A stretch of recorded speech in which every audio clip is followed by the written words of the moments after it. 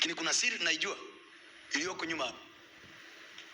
Biblia inasema Mungu alimjalia Danieli roho ya ubora. Lakini pia tunajua kitu kingine. Hawa ndugu mpaka wameonekana wamefaa, sisi tunajua walifunga. Mwandishi anatufunulia siri. Before this, mpaka wanaonekana wanafaa, walifunga, waliazimu mioyoni mwao kwamba watajitia unajisi kwa chakula cha mfalme. If you don't control food, you won't control witchcraft.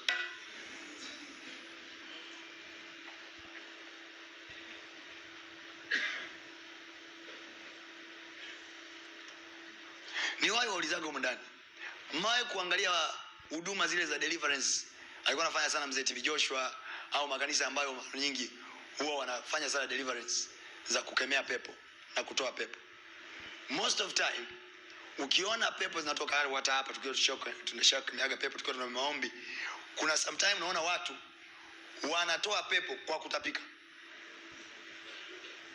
The question you are asking yourself is, pepo ni kiumbe cha kiroho. Kwa nini huyu mtu anatapika?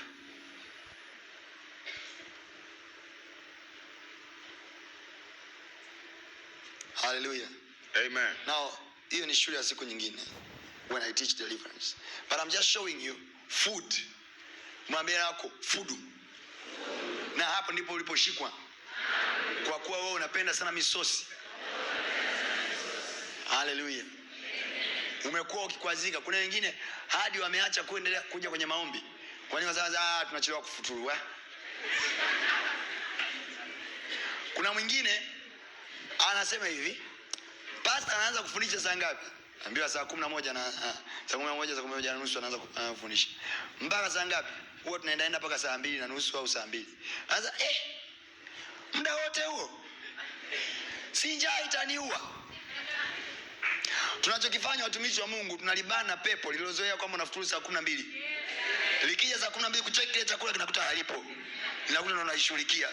Alafu nalifungua saa 2, saa 3.